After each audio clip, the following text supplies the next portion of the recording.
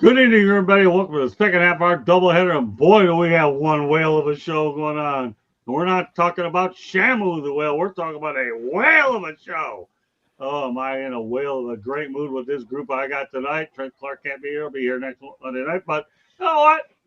I Mr. Southern Fried Gentleman is going to be on here. And I'll tell you what about Mr. Wyatt. He's really darting up the food chain. He does an unbelievable job in the country club. And now he's here talking some baseball tonight. Welcome back, Southern Fried Gentlemen. Hopefully everybody can hear me, and I know the lighting is weird, so y'all bear with us, but don't mess around and get cooked tonight. Uh, That's all I can tell you. yeah, I think that's all you can tell me. You're going to be telling me a lot tonight, but glad to have you on anyway. George Drake going back. Welcome back, George. Hello. Good to be back. Thank you for having me. And we got Cassie is back in the house waiting for a debate near you. Good to have them. Good to be back. Good to be back, Scott. Looking forward to talking some ball. You definitely have that opportunity and a lot of it. Might add, we have Candy Ebling, our crack statistician, and then some. Thanks, Scott. It's great to be here. Love talking to baseball. And my manager, my skipper, my baseball expert, you name it, Mr. Mickey Calloway, my brother from another mother, is back in the house. You ready to talk a lot of baseball? Well, let's talk about the Miami Marlins. They had a historical. We're ready to go. We're always ready to talk baseball, Scott. No, I know you are. That's one of the reasons I like this guy, because when I bombarded him with some tough questions when I was covering the Mets, let me tell you something. He stood there and took them, and now he got himself a one-way ticket on our show, on this show with me, so I get to do it every week, right, Skip? He took him pretty good, though, didn't you? That's right. We had some fun. Yeah, absolutely. now I have a Rolls Royce for a baseball analyst called Mickey Callaway. How about that? Good stuff. All right. Well, that said, let's get to it because God only knows there's a lot of it. All right, we talk about the Yankees. We'll lead off with it. So obviously, as I mentioned at the outset of the show, we're talking about a historical sweep over the New York Yankees, who are looking for answers. Let's break down the particulars, okay? I mean, things have gotten so bad in New York, they had to actually go out there and sign Kenta Maeda to a minor league deal. That's how bad things were getting. So here's what we've got. The Marlins have a payroll of $66 million, and the Yankees have a payroll of $297 million. But it even gets more and more interesting. Why does it get more and more interesting? Okay. Number one, we'll start with the fact that Aaron Judge was placed on the IL with a flexor strain in his right elbow to begin with. But when you look at what happened over the weekend, we're going to tell you right now that the scores were 13-12, 2-0, 7-3. Now, what Candy's going to do in a moment is incorporate a clip of Aaron Leyland, who's the field coordinator, and we talked about the series adjustment that we ended up going into it. But let's go ahead as we look at a lot more numbers on here. The Marlins were winners at the gate. They ended up drawing, get this, 101,545 people. They're the only team with a winning record against the Bronx Bombers, and this was their first time sweep ever. And to make things even more interesting, Jack McKeon, the guy that led them to that World Series, is there. We'll get to Jack in a little while. So, first of all, Skip, what are your thoughts about what took place over at Lone Depot Park this weekend about what the pesky Marlins did to the Yankees? And Aaron Judge. Yeah, I mean. And let me add one little minor tidbit before I do that, too. You had Jazz Chisholm in the lineup with Giancarlo Stanton, two Marlins of another day. So, all right, Skip, go ahead. Well, I'm obviously an historic series for the Marlins for it to be the first time to ever sweep the Bronx Bombers. So I'm sure feeling really good going into Detroit, which is going to be a tough ask for them to continue to play the way they've been playing. But you got to be feeling good and be on a high coming out of that Yankee series. And you're probably salivating at the mouth a little bit and feeling good to go and get to play Detroit. So I'm really happy for them. They seem to be playing as a team, and they've been fun to follow.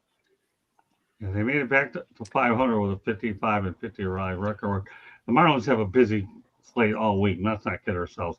They have 3 with the Houston Astros, and they're going to have 5 up in Atlanta later on this week. I'm looking forward to the Detroit series in a little while. Houston, That's good. Houston. No, Yes, that's okay. misspoke. No, that's okay. Me You're too. looking ahead. That's okay. We look ahead sometimes. George will tell you how much I look forward to. I had seeing George the on my mind. well, usually people do when he comes on because he is from Detroit. That's okay. Nothing wrong with that, Skip. But that's but I'm looking forward to that series because that'll be a busy weekend for us because Candy and I will be covering the Tigers and the Marlins Friday and Sunday, and then we get the Miami Hurricanes against my alma mater, yourself for the Bulls. So that's okay. They're gonna have a busy week. We're at 500 at the moment, and that's where we currently live in the present tense. Candy, some thoughts about what we obviously saw over the weekend?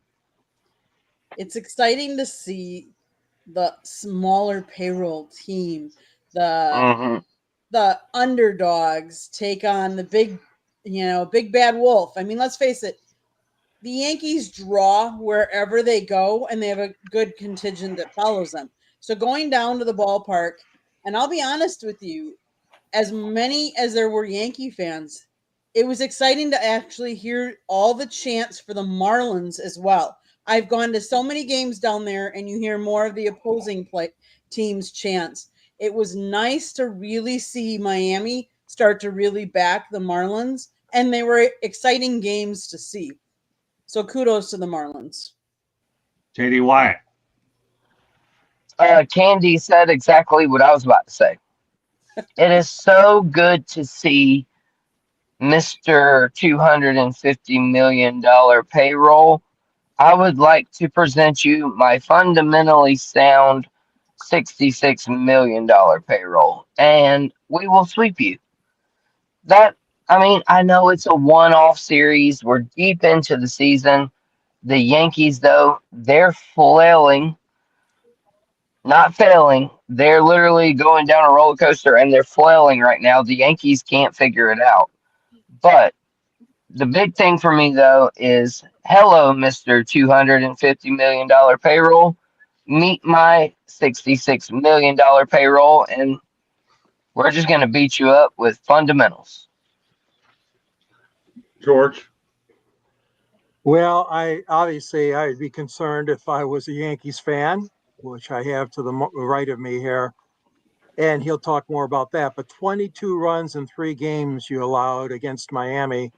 There is a source of big concern, obviously, for the Yankees right now with the pitching, not to mention losing Judge, as we alluded to earlier. That's something you just have to live with until he gets healthy. But right now, yeah, Miami, I mean, you pulled off a stunner. You stunned the baseball world. Everybody was so into this race at Bristol, but man, oh man, it was the happening was down in Miami for the Marlins and Yankees series, and Detroit and Philly, but that's on another subject. But yeah, I do think that baseball is back. It's so good to see. It's so good to see 100 over 100,000. You said plus. That is fantastic because we all know the Miami gates have been very low. So congratulations. And I'd be worried if I was the Yankees right now, but there's a long season ahead. Still to go. Catsy. Well, yeah, the Yankees have been kind of off. They've kind of been very I'd say mediocre at best. Kind of June and July. If you combine the 2 months, they're about a couple games below 500. With that being said, though, their bullpen, they still haven't been able to figure that out. That's been kind of an inconsistent thing that's been plaguing them all season long. I think Judge being out, that definitely hurts because it's Aaron Judge, best player in baseball right now. And obviously, obviously they're a different team with Judge in that lineup. I mean, yeah, they got good hitters like Cody Bellinger, but it's not going to be enough. Also, the Miami Marlins are playing, arguably their best baseball of the year right now, and they got some talent. They got some talent on that team. Kyle Stowers has busted out and became and is looking like an all-star. I know that Xavier Edwards, what speed. Agustin Ramirez looks like their franchise catcher behind the dish. And it's been great to see. I think it's also been nice to see, too, because the Marlins have had trouble drawing for years. Yeah, it's the Yankees series, which you're expecting that thing to be a quote-unquote home game for the Yankees because the Yankees have fans all over, especially when you think about Florida, which gets people from the Manhattan and New Jersey areas all the time. But it's great to see. Obviously, it's the Marlins fan base is very complicated, given that you had 93, 94 the strike, and then they win the World Series, take it down, win the World Series in 03, take it down. It's a very complicated history. So, but it's nice to see that they show up every now and then, though, which is obviously always good for the game. Just wish it happened more often. All right, so let's go to Cyberowski. I don't feel like we're ignoring the guy. He's certainly in the running, obviously, for one of our prizes later on this year. But so where are you from? He wants to know, JD. No, well, he wants to know where I'm from, but he wants to know if I'm in the garage. And so, yes, I'm in the garage. I'm in my car. I'll tell you what, guys, I'm sitting in my garage with the car running and the windows aren't cracked. Is that safe or not? Y'all tell me. As long as the garage door's open, then that's okay. We don't. As long as the garage is open. Nah, I'm kidding with you. All right, there you go. Oh yeah, that was a whole big joke. But yeah, they know where I'm from. We're right down the road. What's that barbecue restaurant you like up here? Scott, golly, it's right down Bobby's. Is that it? I don't know. You're the one. Bobby's Barbecue. You're the one. Yeah, you're the one that likes this restaurant right down the road from me. Yeah, Bobby's Barbecue. All right. Well, you know what? So, Skip, I'm going to ask you a quick question. Then we're going to go to one of our first videos here as well, because I'll tell you one thing about this Aaron Learnhardt. Everybody get familiar with this guy because he's going to be on the next couple of shows. He's got some pretty good stuff. He's a field coordinator. But my question to you, Skip, is this, okay? Do you ever go ahead and make in-series adjustments on the overall game plan when you have to in the middle, or do you have a lot of this pre-planned when you scout a team? Scott, can you repeat that? You broke up for just a second. Yeah. What was the question again? So my question to you is this, okay? Obviously, in many cases, you got 3 game series for. Do you ever have to adjust your game plan, how to prepare for a team in the middle of the series a lot? In the middle. That doesn't happen very often, but yes, certain guys you might change your game plan if they've made an adjustment or somehow they've figured out kind of what you're doing to them. The thing we really tried to do is make our game plans, especially for our starters, on an individual pitcher by pitcher basis based on what the hitter's strengths are, but mainly on what our pitcher strengths are. And I think sometimes we get away from that a little bit. I think teams try to pitch to the hitter's weaknesses instead of really sticking with the pitcher's strengths. And if you stick with your strength as a pitcher, you have more confidence. You're not trying to do something you're not capable of just because the hitter has that weakness. Okay, that's fair. So that would be a mistake to attack that. So really pitcher and make sure that we're sticking with our strengths in the meantime. And on the hitting side of things, you're always, trying to maintain a good game plan against whoever the starter is that night. It doesn't happen very often, but, I've had a few guys like Aaron Judge. We were talking about him a little bit in my Yankees. He really adjusts in series, and we've had to adjust from time to time against him right in the middle of the series because he just covers so much of the plate. So you got to really figure out where these guys are looking and what adjustments they're making based on how we've pitched in the past, the previous series, so on and so forth. So there's sometimes to make an adjustment, but most of the time you're sticking with the game plan that you kind of created going into the series. Okay, so what we're going to do right now is we're going to thanks for answering that, because now you just set me up for what Candy is going to do. Let's get Aaron Learnhardt's perspective about this, as I asked him here during the media availability for yesterday's game. And the reason why I set this up that way, Skip, is you had a 13-12 win by the Marlins on Friday night, 2-0. So you wonder what was going to happen in between. We've seen a pitching duel, we've seen a slugfest. So what are we going to see next? Candy, roll it. Let me get there.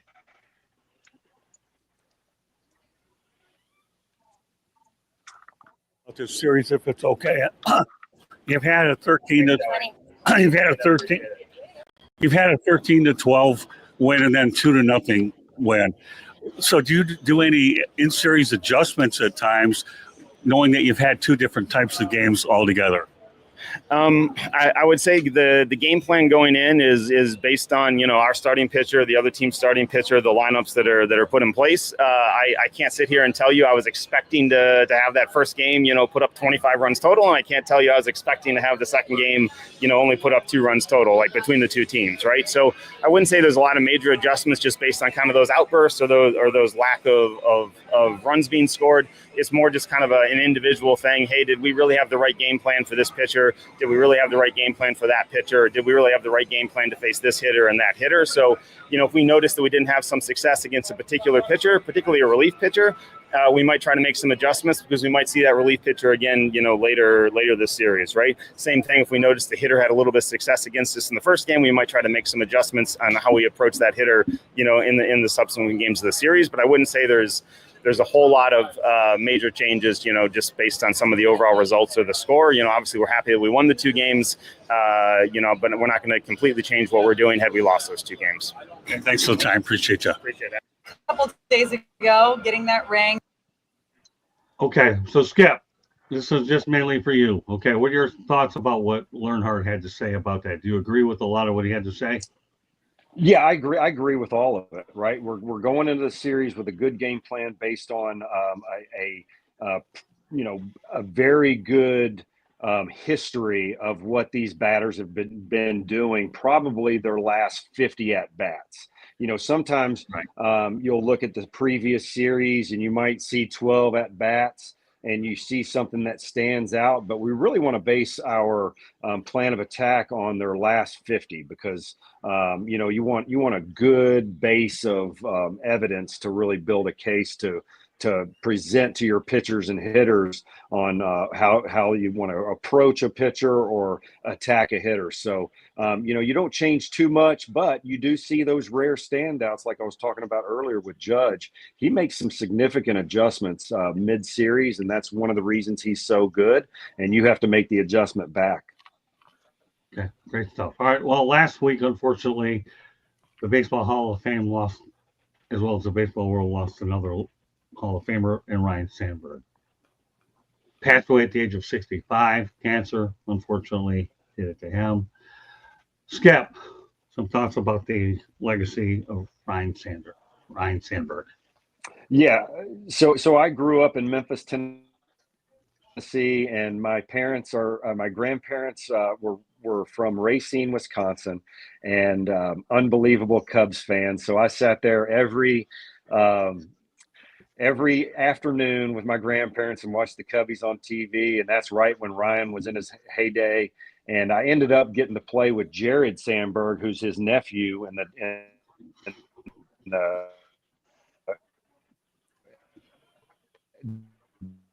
nowadays. And greatly signed by him. So I was one of his biggest fans growing up, and I had a lot of respect for him. And he's going to be missed, right? What a great Cub he was. And it was always fun to watch him growing up. And my nephew, my brother's kid, is named Wrigley after Wrigley Field. So we were a big Cubs fans growing up. So it's a sad thing for baseball today or this week. Yeah, Candy was gleaming when Racine, Wisconsin went out there and got brought up. So, Candy, with that said, body language doesn't say it, then I don't know what will. All right, Candy, go ahead. I mean, let's face it, he was a 10-time All-Star, 9-time Gold Glove Award winner, 7-time Silver Slugger Award. Chicago Cubs retired his number. All around, just a really good player. I mean, he played for Phillies. He then played for the Cubs. He was also a manager and a coach. He didn't have as much successes on the manager and coaching side as he did on the players side. But that just goes to show you that not everybody's, cut out. And sometimes it's a situation that you're put into and where, but great baseball mind, great baseball player. I didn't like going against him when we did, but hey, kudos and rest in peace. All right, Southern Pride, what are your thoughts about Mr. Sandberg? Well, we'll get back to Southern Pride. George, go ahead. What are your thoughts about Ryne Sandberg? Well, Ryne Sandberg is one of those first-class guys that I've always admired from the broadcast and writing perspective. I mean, cooperative to the media. You can't ask for much more than that. He's got a very classy act, both professionally on the field and off the field. And obviously, he's his favorite of all the Cubs and all of Wrigleyville. We know that. That goes without saying. I mean, he's not up to the level of Ernie Banks, maybe, but boy, oh boy, he's a hell of a way up that list right now. And Fergie Jenkins, Billy Williams, and the like. But I'll tell you what, he was just one great ball player. And certainly we got cheated in Detroit. We did not see the Cubs very much at all, obviously, until they started more interleague play. But I'm telling you this, he never, ever took a day off. When I saw that guy play, he was ready to play all out every game that I saw. Just a perfect example of what you would want in a ball player in the big league. Okay, we'll go back to Southern Pride. Some thoughts about Ryne Sandberg.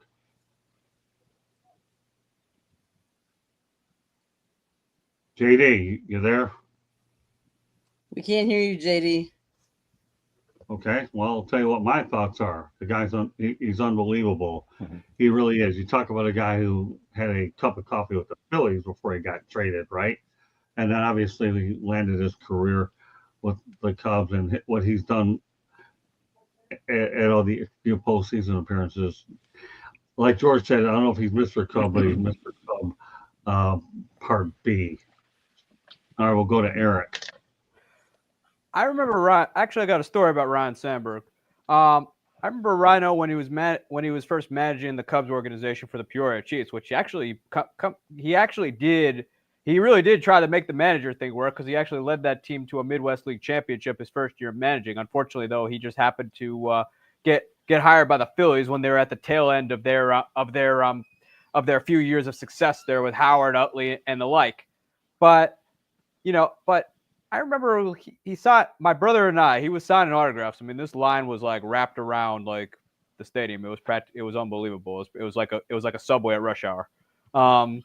He was kind enough to let my brother and I cut the whole line and sign our balls. It was truly unbelievable because he truly was one of a kind. It's sad that we lost him, but nobody personified hustle and grit than Ryne Sandberg. But he will be missed.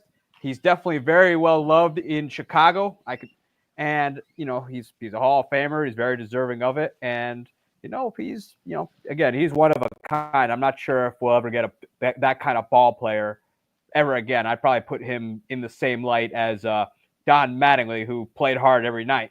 Right.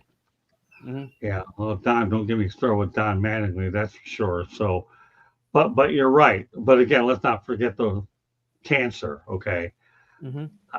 How often can we say that this despicable disease has a tendency to rear its ugly head, no matter who it is? We all know that we have a path out of this world. I'm seeing cancer all too many times. Hopefully we'll have an opportunity to get JD Wyatt as much as airtime as we can. Certainly want to do what we can to get the show going as much as we can. So JD Wyatt, you have a chance to comment. We'll give you a few topics tonight if we can keep it going, okay? Because we still have a lot of ground to cover, okay? So please give me your thoughts about Ryne Sandberg. JD, can you hear us? Yeah, I can right now. Listen, y'all do what you need to do. Can you hear me? Yeah, I can hear you. Well, I'll give you a couple more topics to work on. And you can talk about Ryne Sandberg very quickly, and then we'll give you an opportunity to talk about the Speedway Classic. How does that sound, my friend? Oh, yeah, that's perfect. So, Ryne Sandberg. Actually, I think I just pronounced it incorrectly. This was the first time that I ever learned about Ryan versus Ryne. Ryne Sandberg. Exactly. It was pronounced Ryne. R-Y-N-E. That is where the Rhino, Ryan, and all those things come from. Ryne Sandberg. Definitely one of those MLB players when I was coming up who influenced my game, and something like he had a major impact for the way he played the game, the consistency in which he did so. Dirty C word alert there, consistency. Ryan, golly, I don't know if I can say that any more Southern than what I am. Ryan Sandberg. But rest in peace to him for sure. Man, what a treasure for the Major League Baseball system. And Ryan Sandberg. All right, so Southern Fried, give me your thoughts real quickly on the Speedway Classic. Broke 91,032, broke the MLB record. I know that this was a topic that you're passionate about, so why don't you give me your perspective on this? All right, gentlemen. So Eric and Skip, George, Candy, I'm so happy that everyone is here for this because listen, the MLB missed it by 500 miles. And guess what? That's how many miles they race at a NASCAR event. 500 miles. MLB missed it by that much. And you might say, JD, well, how? How did they miss it by that much? Well, all right, let me give you example number 1. They didn't have enough hot dog buns for a hot dog. They had to sell tortilla chips with no cheese. How in the world are you going to sell me nachos? And they ain't got that. At that point, it's a potato chip. At this particular juncture, it was a tortilla chip. So how do you prepare to break an all-time MLB record and you don't even have enough food? Candy, Scott, let me ask y'all this. Not Candy's fault. Hey, did you plan to break? JD, you're breaking up a little bit.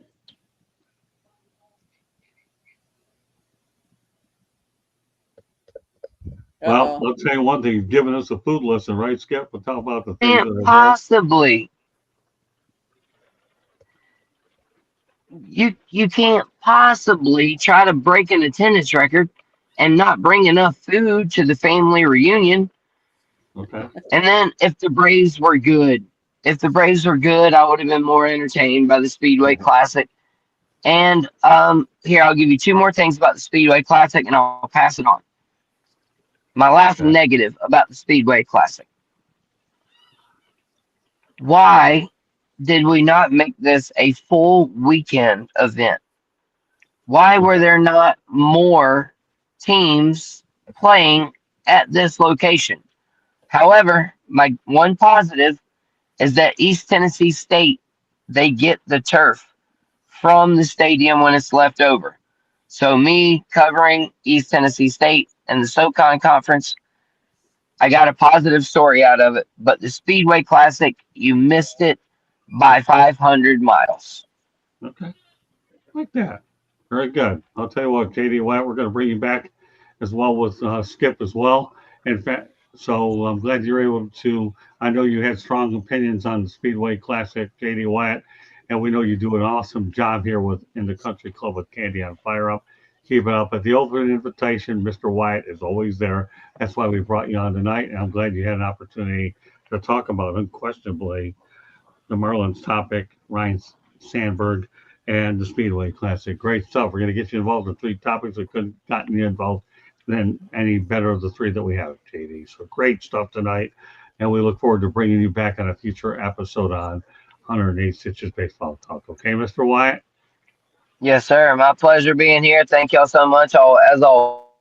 All right. Thank you so much. Thank you. Thanks. So with that said, why Thanks, don't we Wyatt. just continue the narrative with JD Wyatt and talk about the Speedway Classic, Skip? It makes a lot of good points. I think they'll bring it back again because they see how the potential of the event in terms of drawing power. But what are your thoughts about what took place with 91,032, albeit minus a lot of food? It's a pretty interesting event, wasn't it, Skip?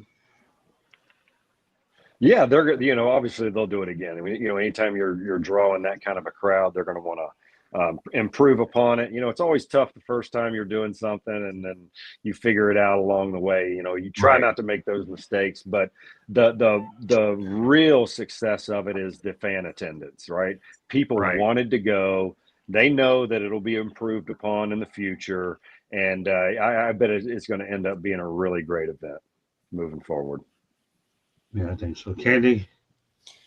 It is a great event, but to JD's point, like, you did all of that expense to put a baseball field inside this, massive track, and you only do one game and then it's done. And it's like, I could see where it should be like more of a weekend series, or having other teams play in there, have it like a week long, because maybe the NASCAR is going to be gone for a week and you could do a couple different teams in there. I thought it was cool. What I also thought was neat is when they had the rain delay, but they brought in Chase Elliott and two of the NASCAR's drivers so they could talk about what it's like driving around that track and on the track. And then they're like, when people first told us they were going to put a baseball field inside this track, we're like, well, how? Like, how is that going to look? They couldn't conceptually visualize it. And then to see it come to fruition, I thought was cool. But again, for all that expense for just one game, I get it. Like Field of Dreams is now going to build a permanent, like a stadium there so that they can do more of the same Field of Dreams games. But I thought it was cool. It's too bad and unfortunate with the weather, but you're going to get that in baseball when you have an open stadium. You just never know. Yeah, see, JD White did bring up some outstanding points. All right, Katsy, what are your thoughts? I mean, it's great that it drew fans, but some of the fans couldn't even see the game. If you see some of the views that they got, I mean, why would you make it so small? Why not make it wide open for the entire track to at least see it? I get there's going to be some challenges seeing wise, but at the very least, make them have a shot at seeing it. Because if they don't want to see it, they might as well go home and do something else with their day rather than paying probably north of $300 to even enter into the track. But they're going to do it again. I think it's great that baseball's kind of starting to become imaginative. But man, the whole layout was a disaster. Like, people are going to go to a once in a lifetime event. I promise you. They are going to pour money into it. You saw what happened at the Field of Dreams event in Iowa when the Yankees and the White Sox were playing each other, and they had the throwback jerseys on from the movie. You knew that was going to draw people, and so why would you not prepare and have just an abundance of food? I mean, you have food at the track when people are there. I promise you, it's there. But I think baseball kind of poorly prepared on that front. I don't think they really did a whole lot of the logistical homework. It's great that it drew the fans, though. But if you see what happened on the inside, it wasn't as good as they're making it out to be. And with that said, I think it's going to be. I'm glad that Tennessee is particularly Tennessee is showing some interest in baseball, because I know Nashville very badly would like to be an expansion team. It's not the first time that they've tried to make that happen, Right. and it's good to see that they are just really showing interest. But if you know that Major League Baseball isn't in that area or in that state, it's Right. going to draw. Trust me, especially with the Atlanta Braves, which are considered the South's Major League Baseball team. And knowing that they're going to be in town, you should have known better and should have planned better logistically. Overall though, the event was cool to see 91,000 taking a game, but the entire operation was a complete disaster, worse than the Montreal Expo Stadium. Tell me how you really feel. That you always do, anyways. All right, George. Oh, come on. Quit being so hard on them. A lot of good people worked a lot of good hours to get this thing done, to get that turf ready, to get those stands built, those dugouts built. Come on. This was not an overnight thing. Now, I'm sorry about the food, okay? Sorry about that. You ran out of food. But the fact of the matter is Fox Sports, okay, they left that game on even during the rain delay as long as they could. You kidding me? All that free publicity for MLB Saturday night, even though they got a lousy first inning hardly in? and then they came back with the resumption on Sunday afternoon, which nobody expected. And of course, not everybody's going to come back. I don't even know what they had on Sunday. I didn't hear an official count. They got 91,000. Of course, that's the gate on Saturday night, but Sunday, God only knows. But hey, I don't blame the fans. This is a great event. I do think that they should have had more events, like you said, Southern Fried, regarding college teams playing, AAA, AA, whatever teams coming in and playing and using that field, high school teams or whatever. That was a mistake not utilizing that for before and afterwards. But Well, great job, Tennessee. Great job, Bristol. I'll go back to what Skip said. Anytime you do an event, you're going to learn from it the first time. You had to see what the reaction was. You had a lot of people in there. There were some good things, but yeah, obviously you want to surround it with make a weekend out of it. You don't know what happened to those individuals if they lost their hotel thinking they were getting a game. What happened? It's not like that area is hotel rich. I've been there a few times. It's a beautiful part of the country. It really, really is. But the reality is, here's what benefited from the Saturday night show, that Fox had all that time to fill in the airtime. You know what this is? How about the fact that they talked a lot about the trade deadline to fill in their time? That was smart. It really was. If you're going to fill in time, George, all we did once upon a time was fill in 6 hours on a Saturday night. Yeah. And we were looking to fill in whatever we could. And Fox had an opportunity to talk about MLB and the trade deadline. They were able to do it. Yeah. Well, like Southern Fried said, the food situation, certainly got to be able to go out there and have your fair share of it. But I think it's a good event. I think they'll definitely do what they have to do. Let's go back to what Bo says. MLB looks like it tries to hurt their own product at this point. Well, on the surface, it looks like they really did. But on the other hand, there was good publicity as well. All right, Southern Fried, we'll give you as much time as we can. Want to keep this thing moving along. You have any final thoughts on this topic?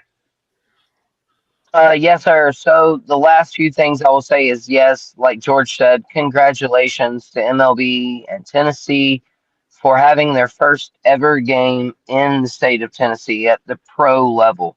That was great. Bristol, I don't understand what happened there with the consultation about the food and all that stuff, but it was fantastic. East Tennessee State, you get the turf from the field. That's also fantastic. And yeah, let's just not pretend that Bristol isn't a huge stadium. The attendance was good for an MLB game, but when you've got a coliseum that's built to seat 150,000 people, it's gonna look empty if you only got 30 or 40,000 there on Sunday to follow it up. Okay, that's a good point. You know what, Southern Fried, I want you to stay on for the rest of this segment because we're gonna, instead of me singing "Raindrops Keep Falling on My Head," I'm gonna use a little bit of the rain theme here. How's that? We're gonna give you a bonus one, all right? Southern Fried, get this. On June 6, 1976, the Astrodome experiences its first and only rainout. A huge rainstorm drops 7 inches of water, floods the city, and 25 fans canoed to the Astrodome to get their rain checks. Skip, can you believe that? A rainout at the Astrodome, the only thing of such kind. I had to plug it in with this topic with Speedway classes because we're talking about rain, Skip. Did you know that the Astrodome actually had one of the plays got rained out? Yeah, I think I remembered hearing about that at some point. Hey, nature's a force, right? We're never going to be able to overcome what nature wants to do. You see that with the Tampa Rays stadium. The whole roof just blows off when it wants to, when nature's involved. So, yeah, that'd be pretty interesting for the fans there. You finally go to a place and you're like, yay, no rainouts. I know when I was a little kid, I would have loved to have had that because I always cried when our Little League games got rained out. And then that would have been a real bummer if you go in, you don't think you're going to get rained out, and then you do. So, yeah, that's an interesting thing. And anything can happen in this game, especially rainouts and domes. Yeah, that's why I brought it up because it was a good corresponding topic to go along with the Speedway Classic. All right, Southern Fried, you get a bonus topic here about the Astrodome. I know way before you were born, but still, let's talk about the fact that a dome got rained out. I can talk about what happened with the Rays out in Tropicana Field. Forget that. We're talking about the Astrodome, a place, by the way, that I saw one game when the Lions took on the Houston Oilers and Barry Sanders got his 10,000th yard. That's how I'll always remember the place, George. But all right, Southern Fry, what are your thoughts about the Astrodome? I can't believe that it ever had a rain out. You hear these people these days that they say the Super Bowl should always be played in a dome stadium. Obviously, you would have to do so because of the halftime show. But the Astrodome, the thing that I loved about it is that big center field pole and that raised center field. Wasn't that that's in the Astrodome, right? That's true. Yeah, so I love that aspect of, an incline in center field. I'm sure the players don't love it, but I love it. And yeah, let's get to George. What are your thoughts, my friend? Well, that is unusual. Scott got me on this one, man. When I reviewed the topics, I forgot that this happened. And I'm not going to make reference, but I've seen this happen in another dome stadium. It does happen on occasion. Too much ice, too much wind, too much water on those Teflon roofs. But the Astrodome was not a Teflon roof. That's what makes this so unusual, because that was a hard fiber they used, unlike some of the ones like in Pontiac, Michigan, or the Metrodome in Minnesota, and this one in Tampa Bay that couldn't take the last wind and hurricane that destroyed it. So what I'm saying is that it is very unusual to see this happen. And the Astrodome had many, many great things and events that they've hosted. But boy, that was really one for the books, Scott. You got me on this one. So congrats for bringing this one up from 1976, the bicentennial of the USA. Yeah, it is hard to believe it did turn the bicentennial. Yeah. In that perspective. All right, Cassie, what you thought about the Astrodome? Wasn't so waterproof. Well, I know of the Astrodome as also being called the House of Pain when Jerry Glanville was the head coach of the Houston Oilers, I like that reference. Where they were a dirty team, let me tell you. Yeah. And also Lyndon Johnson allegedly having a room in there, never staying there, but if the former president felt like it, he could. But it's it happens. I mean, when it pours outside, that rain can come through. I've seen it happen in Milwaukee too, where you kind of feel a little bit of a raindrop in there. Not enough to cause delay though, but when it's pouring out there, Mother Nature will always find a way. I mean, if for anybody who watches Jurassic Park, the message there is Mother Nature will always find a way there. And it's just one of those things that happens. Definitely must have been interesting that day. I'm sure in Texas, especially. I'm sure in Texas when it rains, and it might have been just one of those days where it decided to rain a lot. Very interesting. So yesterday I had an opportunity to meet Susan Waldman, the New York Yankees legendary announcer. What a treasure she was, or is. So why am I bringing Susan up in here? Don't worry, Kenny. I'll put the picture up here because that's what you off guard. So we're going to talk about women. Wait. I didn't get to talk about the Astrodome. Oh, go ahead, Candy. Sorry about that. All right, go ahead. Okay. So, did you know that the Astros never even printed on their tickets the traditional rain check printed wasn't even on their tickets? And the reason why they canceled the game, remember the Astrodome floor was 45 feet below ground level. So the lower ramps and entries were flooded, so you couldn't get into down there. Now, the tropical storm started around noon, they said that day. Okay. The teams were at the stadium at 1:00, but the umpires who were staying in a hotel 2 miles away from the stadium started to make their way at 3:00. They couldn't make it through. Their cars were flooded, and they left them stranded in the streets. So they couldn't get to the stadium. And they figured they had to cancel the game because it wasn't safe for even the fans to try and get to the stadium. So that's why it wasn't necessarily the stadium itself was like raining in. It was the fact that it was so flooded because the streets got and because it's underground. That's why the game was canceled there. So that's what I wanted to add. Oh, thank you, Candy. Sorry about that. That's okay. All right, so as I mentioned before, we talked about Susan Waldman, had an opportunity to meet her. What a real sweetheart she is. She's a treasure in this game. Why am I bringing her up right now? We talked about Kim Ng last week. So I want to bring this interesting historical perspective about women in professional baseball. Now, I know none of us were alive. I'd be questioning if any of our grandparents were alive. But on July 5th, 1898, people. Where does he get this? Because I'm a die-hard journalist who loves to simply research. And that's why we're coming up with Lizzie Arlington becomes the first woman to play pro ball for the Reading Coal Heavers of the Eastern League in the minors. And we talked about Kim Ng. Skip! Aren't you loving the history that we are throwing your way tonight, my skipper? That's pretty awesome. I mean, that's pretty amazing. I just love hearing stats like that. I love the history of baseball. It's such an interesting sport. So many things have happened. And for her to come out in 1898, I think my grandfather was born in 1912 or something. For her to go out there and to be able to play, in professional baseball, that is so awesome and so progressive, obviously, for that time period in the history. So that's really cool. And, hopefully more and more people will know that interesting fact, because thanks for bringing that up, Scott. That's really cool. Oh, you're welcome, Skip. I told you. At some particular point when you have your own show, don't be surprised what else I come up with. But right now, because that time will be coming sooner than later, let me tell you. How do you find something like that, by the way? Why? Do you have like a baseball encyclopedia? Yeah, it's in my head. It's called 46 and a half years of experience of how to dig up this goal.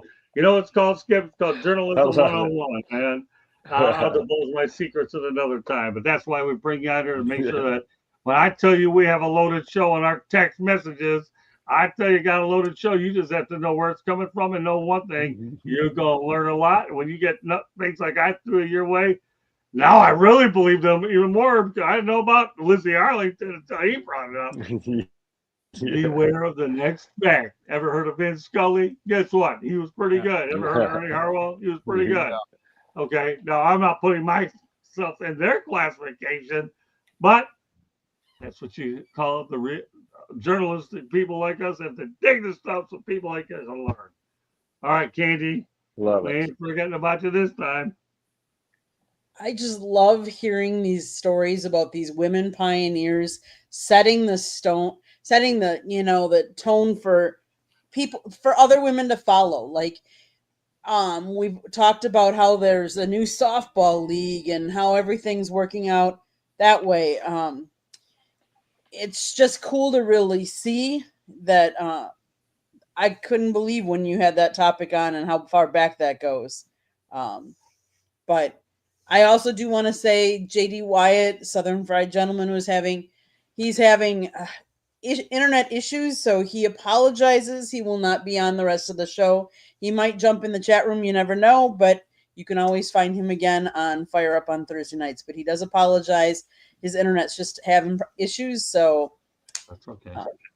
Well, he's a great part of our network, and we love having this guy on, Skip. Let me tell you, when we're going to bring him back on so you get to know this guy. He's really one of the best commentators that we have, and he's come a long way since we brought him on. So, JD Wyatt, thanks for the contributions that you provided tonight. And don't worry, the open invitation is very much intact, so you have zero to worry about as far as I'm concerned again. All right, Candy, continue the narrative. No, I just said that it's great to see women pioneers and them setting the tone and the way for others. It opens doors instead of closing doors, and I love to see opening the doors. So it's all good. All right, George. Yeah, I mean, when you think about the women's professional league, that was way, way, way after this one that you just mentioned, this lady that broke the gender barrier back into 1898, I believe you said. It is quite incredible when you think about it. Now, that's just, she wasn't playing in what would have been the National or the American League at the time, but that doesn't matter. She broke the barrier. She broke it in a game that was counted as a game in the league that she played in. Hey, that's great. I really think that is a great idea. My question is, when the hell are we going to get some female umpires in Major League Baseball? Now, we've tried 3 or 4 of these ladies have been in exhibition game, but let's talk about that in a future show. But anyways, when a barrier is broken, a gender barrier, people don't think back. It could have happened before. And man, oh man, with this one, Scott, you nailed it. Who would have ever thought before this country even was at 1900 that we already had a lady playing in a professional league, even if it was quote unquote minor league ball. Doesn't matter. She broke the barrier, and God bless her for doing so. Well, great stuff. All right, Catsy. I mean, obviously baseball is kind of falling behind on the progression. They used to be at the forefront of it. Now they're kind of falling behind. I think the NFL has kind of taken over on that front. She got to walk across the dirt, all right, and actually play in a game. That's something about most of this country, cannot say. No matter what time period it was, she played in a professional game. Not many people could say that. She was out there in between the lines, give it in her all, and she did it. It's fantastic. But for people who want to hear the stories, just go by the batting cages for a few minutes. You'll hear a lot. Okay, great stuff. Okay, well, tell you what. Ready for this? One guy that won't be bothering the Detroit Tigers is this. Okay. Emmanuel Clase placed on leave as part of a gambling investigation. Skip, this guy is a no-no, and he won't be playing no baseball for a while. His locker was cleared out. What are your thoughts about Emmanuel Clase of the Guardians having some time to sit out? I think there was another guy that went out there and got suspended, but I'll get into it another time. I want to focus on Emmanuel Clase, who was the closer last year, Skip. Yeah, it's tough to lose somebody that important on your roster, especially this time of year. But, I'm not sure what exactly he's accused of, but they must have some kind of evidence to be able to go ahead and suspend him. I know it's with pay. Right. So, it'll be interesting to see when this story comes out on how a player can take advantage of the gambling that's going on that was introduced by Major League Baseball. And I'm sure that Major League Baseball had to have thought that this kind of thing could happen when they kind of introduced and really supported the betting that was coming on. So this is an interesting thing. It's interesting. It'll be interesting to see the way baseball handles it. It'll be interesting to see if they do dig something up, if they let us know what happened. All right, Candy has some more perspective on Emmanuel Clase. It's always hard to talk about something when you don't know all the facts. And so it's really, I guess I would say a little premature until I know more. And sometimes we'll never know the whole story because sometimes we only get a bit or portion of it. But anybody at this point that bets on their team, their sport, they know better. We've talked about this in all the different sports, from football to baseball. The whole reason why we don't have Pete Rose in the Hall of Fame is because of this. This isn't something new, but yet I find it interesting that we have new ways that we're still talking about it, that people are still doing this. But it'll just remain to be seen what exactly we learn of what happens to him and what he did exactly. So, okay, George. Yeah, this is it's not a good look right now. The Guardians had a starter, Luis Ortiz, who previously was placed on non-disciplinary paid leave through the All-Star break, and then they extended his time away to August 31st. But now the Guardians have this one. This is hanging over their head, and there will be a thorough investigation. And like you said, Candy, we don't have all the facts here. I'm not here, or you guys aren't here to judge him one way or the other. We do know that if you think you're going to get away with this as a professional athlete, think again. Okay? We've seen it, like you said, in football. We've seen it in baseball. We've seen it in all sports. Whether it's gambling, whether it's other things going on. But the fact of the matter is while they're on leave, Class A and Ortiz are permitted, with the organization, but they just, don't have any access to the team's facilities. It's just, Cleveland has had just a dump of a year. Let's face it. I mean, everybody was thinking that Detroit and Cleveland were going to battle for the crown, but Cleveland has been so far behind in the standings. But I'll tell you what, this is like really, really a slap in the face that you got to, sideline your top reliever, one of your top pitchers, 3.23 ERA in 47 and a third innings for this season. So, but it has to be done so they can continue the investigation. Catchy. I mean, well, I never had Cleveland battling with Detroit anyway. To be truthful, I had Kansas City in there. I thought, after Josh Naylor was traded, that they would really miss his power, and they clearly do. But every spring training, I'm pretty sure Skip can attest to this. They have you sit in the clubhouse or a room or whatever, and you listen to the rule that's written in every single clubhouse. I know of some guys who had to read it out loud. I'm talking, they take it seriously. They hammer it into you they beat it into you like a drum every single spring. As long as you are on a roster, you're going to be listening to that speech. I promise you, but again, it shouldn't be any different. Even if MLB was embracing gambling, the rule hasn't changed. You can't mess around with betting in baseball. I don't know what Class A did. Maybe he's just wrong place, wrong time. I know this year he obviously last year was historic. He wasn't nearly as good as he was last year, but regression's gonna happen when you have an ERA less than an ERA that's 0.61. I mean, that's nasty. I mean, but either way though, you shouldn't be even if he comes out okay on this, you shouldn't be messing around with gambling. Even if you skirt by it. Baseball specifically, and also probably all sports, they specifically tell you not to do that because it hurts the integrity of the game. If Class A really, God forbid, was messing around with it, imagine how that looks to the other team when he's talking to other people on the other team near their clubhouse. It's awful. It's stupid. I know of a situation where Bowie Kuhn suspended Mickey Mantle and Willie Mays, despite them not even being near baseball, for even having anything to do with a casino, despite them not gambling and just kind of being there for quote unquote promotional services. But either way, baseball takes this rule very seriously. It doesn't matter that sports gambling has become popular and will probably soon be legalized in all 50 states. It doesn't matter. The baseball tells its players and managers and coaches, and probably Rob Manfred too, for that matter, not to do that. And Emmanuel Clase, not sure if he did it or not, but since he was around it, he might be looking for a new job very soon. Great points, Eric. I'm glad. All right, so here's what we've got here. Number one, their uniforms are no longer in the building.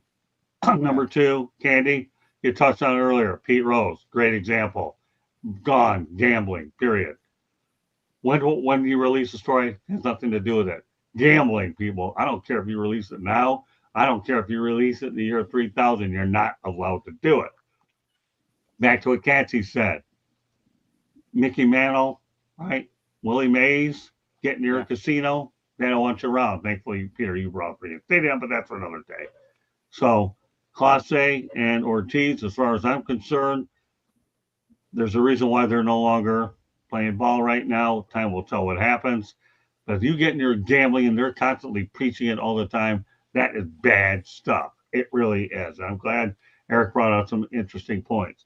All right, Katie, we're going to go to a station break. We have a lot more topics to get to. I know some of the ones that we've already talked about were going to be time consuming. That's why we got them in the first hour. A lot more information coming up. We thought our friend Lizzie Arlington was interesting. I have a couple more things I'm going to pull out of my pocket, so stay tuned after the station break. South Florida Tribune Publishing Company published a book, Lessons from the Microphone, Tuning into the Enduring Wisdom of Visionary Leaders. It is written by our host, Scott, the Motor City Madmouth Morganroth, and the foreword is written by another panelist tonight, George Eichhorn. Great job, gentlemen. Book is great. Talks about how media has changed over the 40 plus years of Scott and George's career. Wow. Go get your copy today. It's available on Amazon, Barnes & Noble, Kindle, Google, and Apple Books. There's also a picture of a young Scott with a young Tommy Lasorda. Who doesn't want to see that picture? And he tells some great stories in there too. So let's face it. Go get the book. There's also a link on our website, www.southfloridatribune.com, where there is a plethora of great content. So go check that out as well. If you like to listen to podcasts, you can find us wherever you get your podcasts. If you see the red subscribe button in that lower right-hand corner, click it, like us, share us with all your friends and family, and then turn on the notification button so you'll be notified when all our great content goes up. You would have been notified that we went to the Miami Hurricanes football media day. So Scott did lots of interviews. We were at the Marlins versus the Yankees yesterday. Scott got 2 interviews yesterday. Those are both up on the channel. Go check out our channel. Like it. Share us with all your friends and family. If you want to advertise or sponsor any of our shows or all of our shows, call Scott, 954-304-4941. And if you want to be a guest or you have topic ideas, you can always email us at southfloridatribune@gmail.com. Back to you, Scott. Yeah, P Digits, you did miss the beginning, but that's okay. You can always catch a replay on our YouTube channel as long as you're subscribed, which I believe you are. Feel free to go out there and just watch it again if you want. And you're welcome to comment after the fact, and I get to those comments as soon as possible. Great. I'm glad you came on tonight. I still have a lot of really good topics, P Digits, the rest of the way, so we'll get going with them now. So glad you're on tonight. Well, everybody thought Lizzie Arlington was interesting. I'm glad everybody waited until after the station break for this next one, because here's a couple more that are worth throwing out there. We talked about Nick Kurtz last week, right? But on June 21st, 1970, Cesar Gutierrez, yes, people, Cesar Gutierrez, had a 7-for-7 day. He picks up 6 singles and a double as the Tigers fall to the Cleveland Indians in 12 innings, 2-1 in a career day. But the Tigers lost. Yeah. Cesar Gutierrez. And by the way, we'll talk about this more on next week's edition, 108 Stitches Baseball Talk About. We talk about Nick Kurtz and Kyle Sowers both won Player of the Month for July, but I'll get more involved with it next week. Just want to get it out there so that Marlins fans that are listening, we will be talking about it as well. So, Skip, you ever heard of Cesar Gutierrez before? I have not. Guess what? You have now every day, Scott. It seems. Oh yeah, bro. Yeah, that's right. And 7 for Cesar 7, Gutierrez? 6 singles. That's pretty tough to do. Yeah, I'd have to say that might be the most impressive thing, that there was 6 of them were singles. Yeah. I'll tell you, Skip. Till we get your show out there, I give you an education. 6 singles, 7 for 7. What a day! Oh my goodness! I don't know if he was married back then, but I'll bet if he was, his wife was extremely proud of him that night. I haven't had much caffeine today, people. All I had was a lot of baseball. Candy, 7 for 7. From Cesar Gutierrez. Kudos to him, because I mean, going 7 for 7, and remember, you're going against some great pitching too. Like, you're in the major leagues. It's not like you're hitting off a tee or whatnot. That is just, I mean, that's crazy that you 7 for 7. Nowadays, we're lucky if people are hitting 300, and you're saying he batted 1,000 that day. Like, that's just crazy. Kudos to him. What do you think, George? I know you were alive then. Were you there for that game? I was not there, but I'll tell you what. Me and a couple of my buddies were playing some catch and some ball where we go to church there, not far from where I grew up. I kid you not, that still stands out in my mind. I think a couple of us must have brought our radios and heard the great Ernie Harwell talk about it, because I know that for during that game we were playing some ball ourselves. And listen to this stat though, guys. He had 128. That's it. 128 hits in his career in the big leagues. Yet he still went 7 for 7. it was remarkable. I know. I just remember as a kid, I was just so excited for him and the Tigers that day. The rest of his career, not so exciting, but he stands tall with that 7 for 7. And like you said, Skip, 6 of those were singles. That's another thing that really stands out too. So George, I remember that's how old I am, guys. I can remember that him doing that. Yeah. So George, all the years that you've known me, you ever think I would come up with a stat like this on a national show? I never doubt you, but I don't know when they're going to be pertinent or not. No, I'm just saying, no, Scott, that was great. That was great. Talking about a guy that's known me forever anyways. That's why I wrote the forward of the book. Yeah. Don't worry, Skip. Let me tell you, when you get to hang around Eichorn a little bit, this guy here. I've been mentoring him. Right. He taught me a lot early in the game. We got a lot of stories. We got a lot of stories, Skip. Yeah. Skip is just he's just getting familiar with this program. Yeah. But he's a quick learner. Or Scott. Or Scott, angering people in other countries before social media and then slamming papers on people's desks. Yeah, he never let me forget that one. That's for sure. All right, so tell me a little bit about Caesar. Oh, I got another one that's going to make Eichorn even more painful after this one. Well, I'm bringing them all out tonight. I mean, 7 for 7. I mean, even back then when the pitches weren't nearly as fast as they are now, where the guy in the back of the bullpen is throwing 95 plus 2. You know, it's still impressive though to maintain that concentration for that long time. I mean, after 3 at bats, after 3 at bats, you sometimes go up there and you're beat after those 2. But you know, it's still impressive though what he was able to do. I mean, sometimes it's better to be remembered for one great thing rather than a bunch of mediocre things. It's true. I'll give you that. Just ask Armando Galarraga. Yeah. Okay, yeah, right. You're smart, Eric. Well, you really are. There's a reason why you're the natural on this show, man. Tell you, Skip, I'll tell you, this guy, if we need a third wheel on that Thursday show we're putting our show that we're putting together, Eric is definitely going to be on speed dial. How you like that? Love it. You get to know your young teammate. Not 7 for 7, I'd say it was a pretty good day. But one day that a lot of Detroiters would certainly like to forget, George Eichorn and I in particular, is that Fred Lynn drove in 10 runs with 3 homers and a triple, leading to Boston with a 15-1 win over Detroit. And it would be 37 years later that Ryan Braun would hit 3 home runs and a triple in the same game. But remember that unfortunate day that Fred Lynn put himself on the mat, George? 15-1 beating over the Tigers. Yeah, I wasn't at that game, but I tell you what, he feasted on Tiger pitching at Tiger Stadium, Fred Lynn. And boy, oh boy, to accomplish what he did with that stat. Oh, man. Yeah. But he was a Tiger killer. I mean, he really was. I know, I don't care if it was Ralph Houck or Sparky or whoever was the manager. Freddie Lynn really destroyed the Tigers a lot. He loved hitting at Tiger Stadium. But that's extraordinary. That is really extraordinary to have that. And like you said, for Braun now to do it, and it's remarkable. It's one of those things. And if you're a Tiger fan, of course, you hated it. And to lose so, God, awful, 15-1. Ugh. Yeah, hats off, Freddie. Hats off to Freddie Lynn. Yeah. Yeah, I know it was more painful than 10 runs. Driving in 10 runs or 3 home runs in a 15-1 loss, that was bad. Yeah.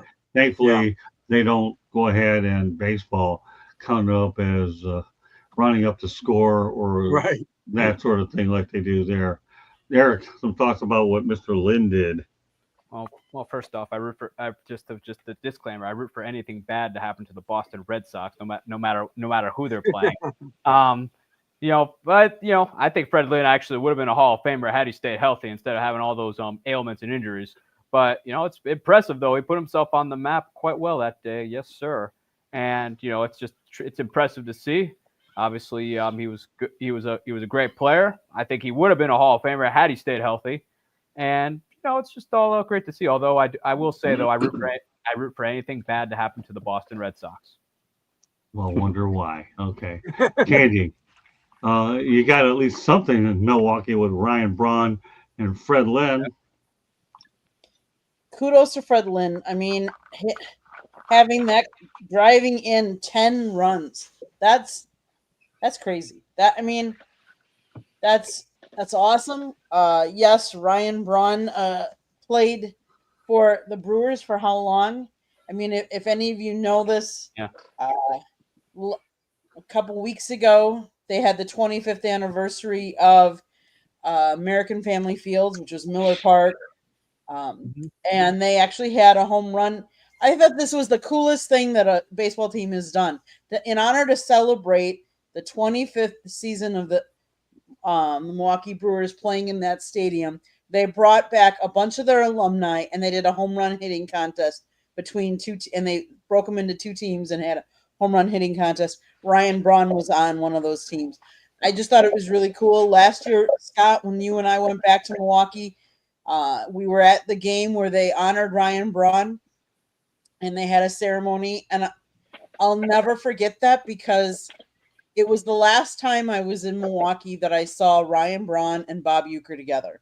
And it was just a really great moment. So for you to bring this up in his name again is bringing back some really good memories. So thank you. All the time, Candy. I was going to add that during that home run derby, I felt incredibly old just watching it because I remember when they were actually playing and doing that in a live game. If I felt it definitely aged me quite a bit. And I will say though that I was actually at Ryan Braun's the game he announced his retirement when the Brewers clinched the 2021 NL Central crown. All right, so Skip, I got to ask you a question. That's what I'm thinking about having a manager on here.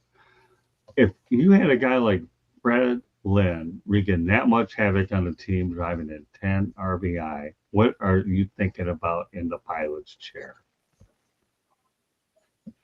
It's tough. You obviously you don't want the other team's best hitter to beat you. Especially if you're a pitching coach talking to your staff, you really want to try to limit the damage that one of the best hitters on the team is going to do.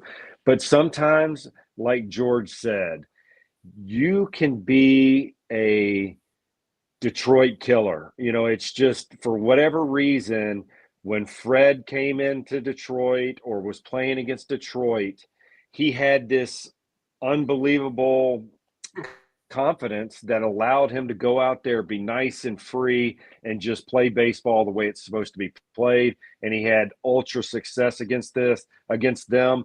You see this a lot, right? You see this one player, for whatever reason, they're just doing the job against the team that they're playing.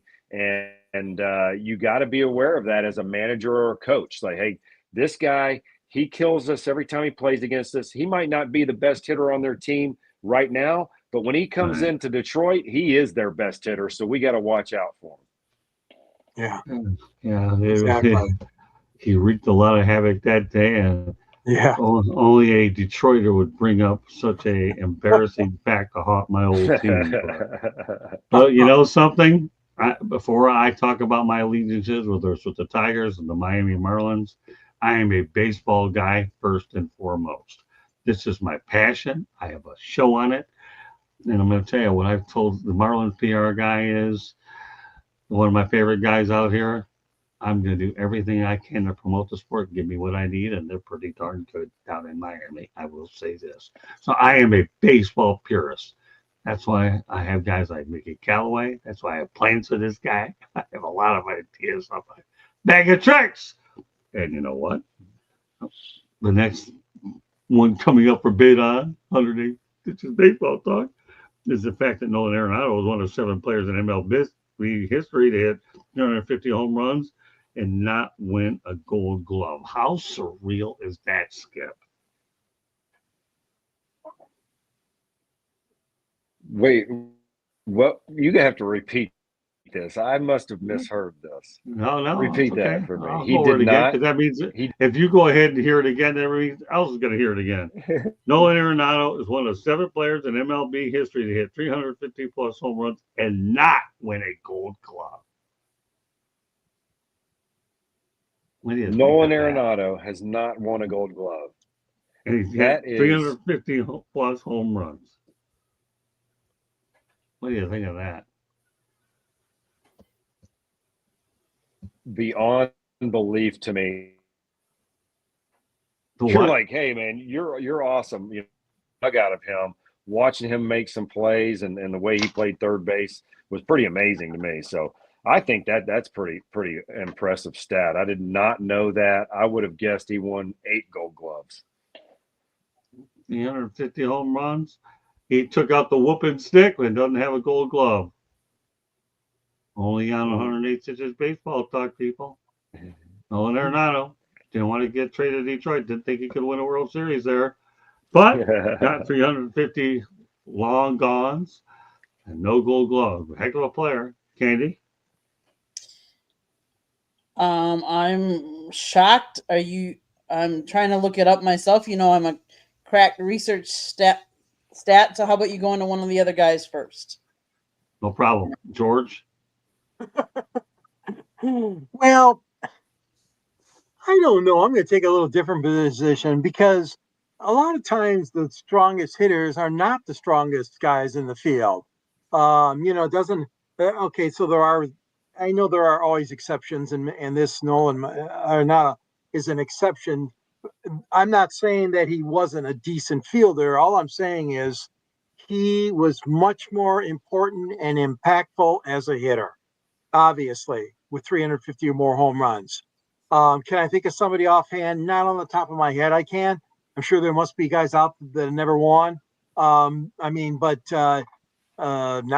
the Tigers, they hardly ever win a Gold Glove. Any of these ball players that we got now in Detroit, maybe there's a few young ones coming up, obviously, that'll win one.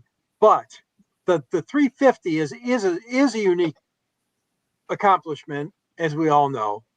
And it's the fact that he didn't win a Gold Glove means he's probably a so-so fielder, maybe most of the time. But it's hard to do both. It is. A lot of defensive guys, they're not always the best fielders. I don't know. That's all I got. Eric? Well, it's hard to find a guy who can do both. Let's be honest, Yeah. because both of them both offense and defense are very taxing on the body regardless. So if most teams these days are willing to put up with one thing that's not good as for the sake of the other thing being just off the charts. Nolan Arenado, though, at one point was considered the best defender at third base in the league. The guy makes unreal plays. There are countless times where he's made some robberies, including this year. His defense has taken a step back a little bit, but that just happens when you get older. Can't prevent that from happening. But there's some. It's just it's to me, it's the close equivalent of the fact that Nolan Ryan never won a Cy Young, and that guy was just unhittable forever. Where he's probably the only pitcher that you probably won't see another one like him, where he could throw some fuzz and then he still got it going near age 45. But it's just very shocking to me. Let me correct you. I guess I misread that stat.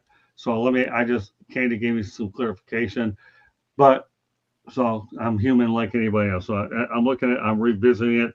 He's one of 7 players in MLB to hit 350 plus home runs and win 10 plus Gold Gloves. So I apologize for throwing you people off.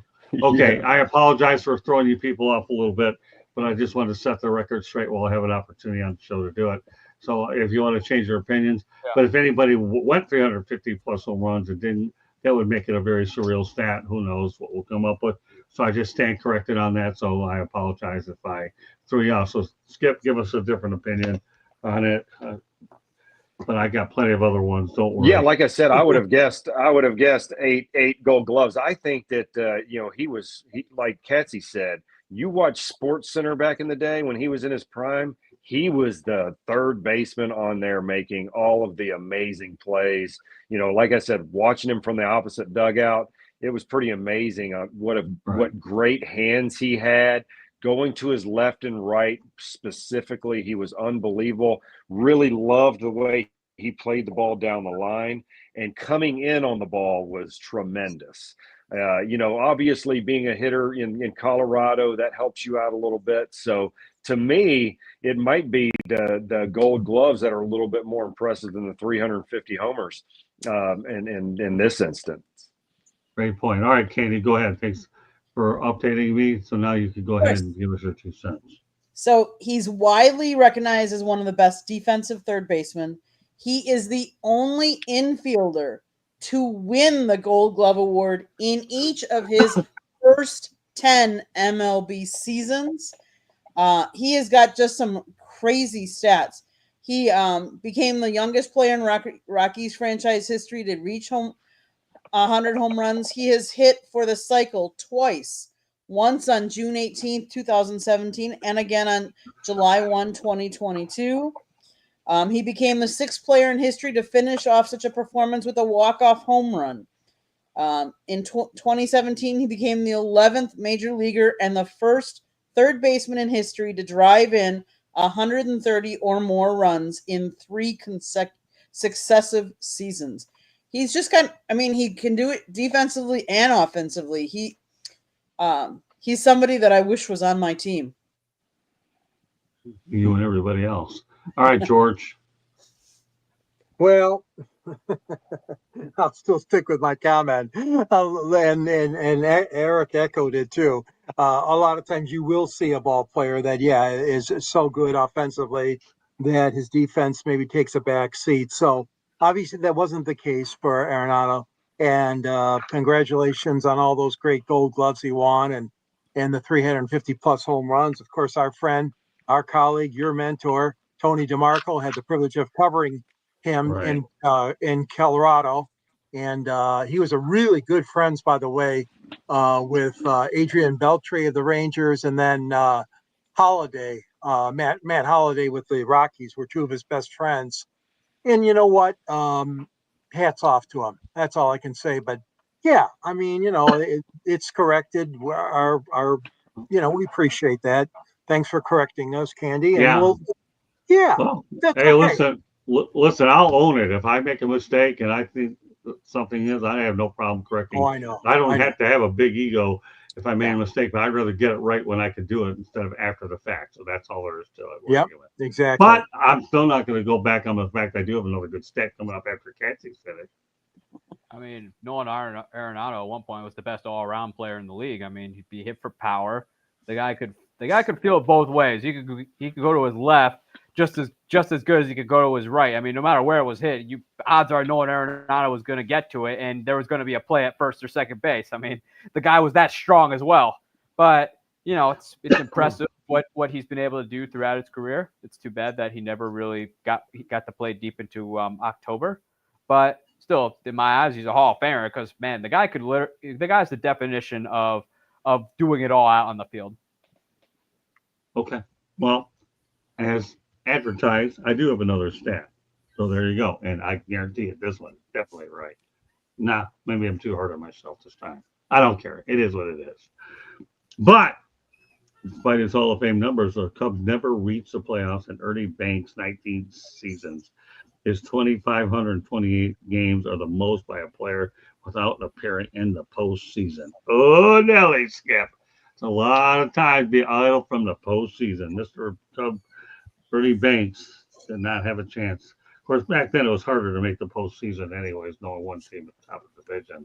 But what are your thoughts about Mr. Cub, Ernie Banks? Yeah, it's always so unfortunate to me when you have these amazing players on these teams, and for whatever reason, they can't get over the hump to get into the playoffs so everybody can see these. Mike Trout comes to mind in Anaheim, right? That's just so unfortunate for those guys. They get locked in, they stay loyal to the team that drafted them, and they just don't get into the playoffs and as much as you'd like them to. And for Ernie to never get there, that's in 19 seasons, that's pretty amazing. I'm so glad that he's Mr. Cub. Right. Because it sounds like he did everything he could to help the team get into the playoffs, and it was just the support system around him that kind of failed. So for them to still recognize him as Mr. Cub, even though he wasn't winning World Series championships, really shows the level of baseball fan that is in Cubs land over there. They're great fans. They appreciate great baseball, and it's not just about, we gotta win. If you're doing the right thing, they're going to appreciate you, and they definitely appreciated Ernie Banks. Candy. I've said this before that so many times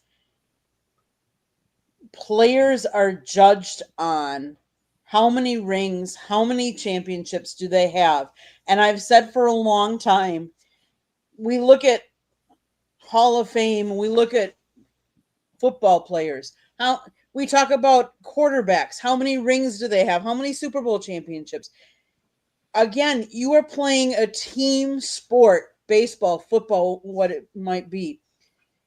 You don't have to be, your team has to be great to win World Series rings and Super Bowl rings. You as a player can excel and maybe don't have the supporting cast to get you there, to get you to win rings. So I'm happy to see that somebody excelled at his craft for as long as he did and got into the Hall of Fame without having rings. Because what a travesty, someone that had the career he did, if he wouldn't be in the Hall of Fame. He was a 14-time All-Star player. 14 times out of his 19 years. That's crazy. I'm just glad to see that he was in. I believe he got in the first year. He is regarded as one of the greatest players of all time. I believe he got in. He was voted in the National Baseball Hall of Fame in 1977, his first year of eligibility. He received votes on 321 of the 383 ballots. He was the only player elected by the Baseball Writers Association of America. He said through several players were selected through the Veterans Committee and the Special Committee on the Negro Leagues that year. Banks was the only player elected by the Baseball Writers. So kudos to them. They got it right. Okay, George. Yeah, Ernie Banks, Mr. Cub. Oh man, what a career. And it got topped off by President Obama. He gave him the Presidential Medal of Freedom for his contributions to sports and back in 2013. And then he died 2 years later. He was 83 when he passed away. But yeah, there's no other player, I think, in Cubs history who had such a remarkable career. He really, really wore the Cubs banner high, if you will. I know it didn't get him into a World Series, but boy, oh boy, he was a favorite of all the fans, had a great career. And don't forget, he was, that's a tough time too, because, you had Willie Mays and you had a lot of Juan Marichal. You had a lot of great Lou Brock, Kurt Flood, a lot of great African-American players. But by far, he was the best there was in Chicago. And you could make the case for the whole league at one time. So, I mean, very, very fiery, but a very, very gracious man, too, from all I've read and heard about him. Ernie Banks, yeah, he's terrific. It is too bad, though, like you said, that players don't taste the postseason. Unfortunately, it's happened throughout all of sports, and you hate to see it, but sometimes you can't do nothing about it. Okay, Cassie. Well, first off, this was back when he played. The divisions were basically all in one, American League and National League. Yeah. Where the old joke was, look in the paper on Memorial Day. If your team is in first place, they've got a chance. But in Chicago though, there are so few great sports moments. I mean, there's a lot more disasterly moments than there are great moments. But they say, if you win a championship in Chicago, you'll never have to pay for a drink for the rest of your life. Again, when Chicagoans, they appreciate great baseball. I mean, they're appreciative of when guys are going all out. I mean, they're not like they're not vicious like New York or Philadelphia, where if you're dogging it, they're going to let you know until next week. But again, Ernie Banks, there's a reason he's called Mr. Cub. I mean, there's a lot of people in there who never got to play in the post, who never went to the postseason. It took Don Mattingly a long time. Thank God for the wild card, or otherwise he might have not gone to the postseason either. Right. But good for Mr. Cub. I mean, again, one of the greatest Chicago Cubs players of all time, Hall of Famer, very deserving of it. Although with one player getting elected at the time, I guess the baseball writers committee was dumb then as they are now. But again, Mr. Cub, I mean, people still talk about him to this day, and he's still very much loved in the friendly confines of Wrigley Field. Yeah, I'm going to go back to what Eric said too about this whole thing.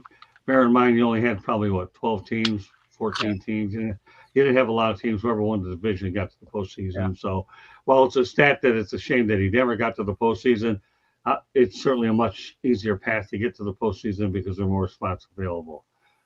So, Is there one thing else you wanted to ask, Candy? I have other things I need to get to, but go ahead real quick. I know. I want to quick put out this in 2022 as part of the Sporting News Rushmore project on Chicago's Mount Rushmore of sports. They put Ernie Banks for baseball, Michael Jordan for basketball, Walter Payton for Bears football, and Bobby Hull for the Chicago Blackhawks. All four great athletes. How awesome is that? It's a good Mount Rushmore, and I'm sure Yeah, Candy will remember those later on when she has to put it all together later on, won't you, Candy? All right, well, let's stay in the Chicago theme. One guy I know all too well, his name was Sammy Sosa. Is he worthy of being in the Hall of Fame? You knew I was going to throw one of these bad boys at you. He goes in, he has a 273. Get this, let's talk about his averages. 273, hits 2,408, home run 609, RBI 1667, 1,475 runs. And then we also look at he's a 7-time All-Star, 6-time Silver Slugger as well. Maybe I might show a little biasness toward this one. Him and I actually skipped work together in 1987. I was director of public relations with this guy at the Gastonia Rangers. Sammy and I were buddies, man. We were buddies. But putting on my objective hat is another story. But I want to bring this story up to everybody. When the Cubs took on the Marlins, when they were the Florida Marlins at Joe Robbie Stadium, I had a Cubs lady that wouldn't let me talk to him. So I decided being on the field before the game. And I said, "Hey, Sammy, remember me?" And then he gives me this old big Sammy smile. I'm telling you, like you would believe. Mm-hmm. And I told this woman, said, "You know what? I told you I did the same thing before you did with this guy. Now do you believe me? Give me that one-on-one interview." Sammy authorized it. I got a one-on-one interview in the locker room. So, am I a little bit subjective on this? I'll say he does, even though a lot of people might disagree with me, but also want the fact that I'm going to say yes on this one. If it weren't for him and McGuire, baseball would be in trouble after the 1994 strike as well. But that said, I'm turning it over to my manager.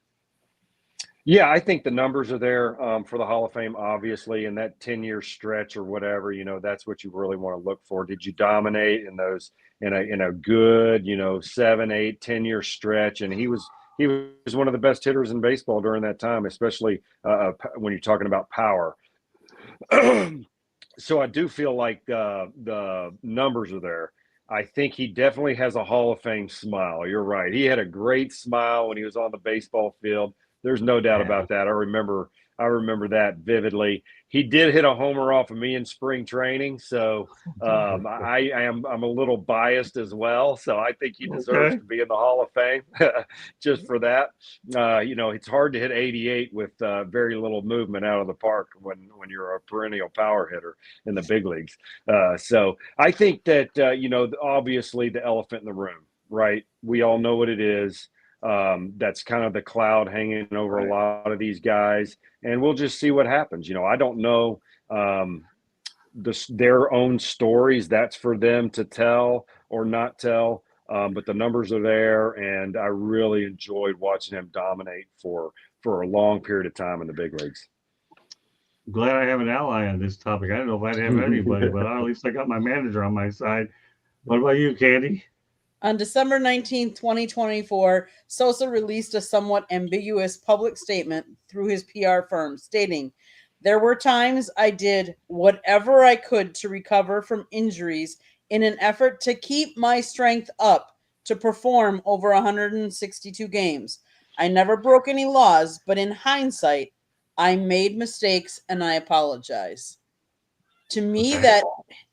that tells me you used an unfair advantage because you're coming out and saying you made mistakes. Do I believe he should be in the Hall of Fame? I believe there should be a wing for that, for people that have a controversy like that. Because do I believe that he used an unfair advantage? Yes, I do. I mean, and I would say that of a number of other players too from that era. Did he rebound baseball? Yes. That's why I say I would put him in a separate wing and put him in or a separate exhibit and have that as part of the hall. But does he believe? Do I honestly believe he belongs with all the rest of them in the same spot? No, I think you did an unfair advantage. You used something that you knew you shouldn't have used. Whether you knowingly did it or not, your people are supposed to know that. And I just think he had an unfair advantage, and that's why he had the power and had the advantage. My personal opinion. That's all I'm asking. Mhm. George?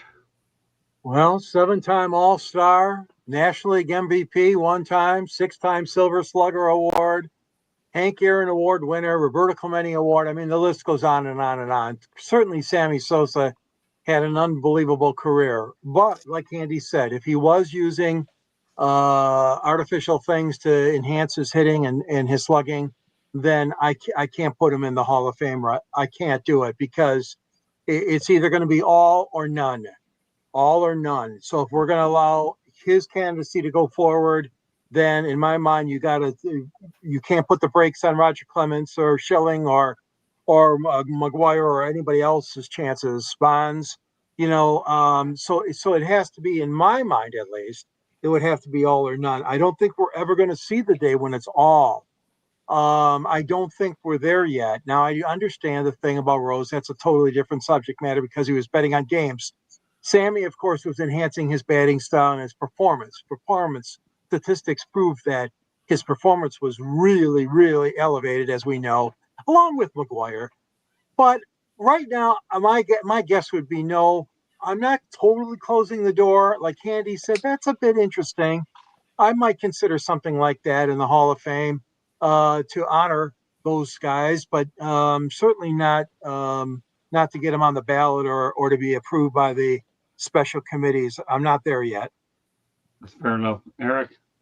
Well, Scott's heard me about how I felt about Bud Selig and how he's handled it. Essentially, Bud Selig could have stopped it and didn't. Instead, the old man in about 2003, 2004 ish, found religion after the money went dry and decided to hire his best friend George Mitchell to do a sham of an investigation.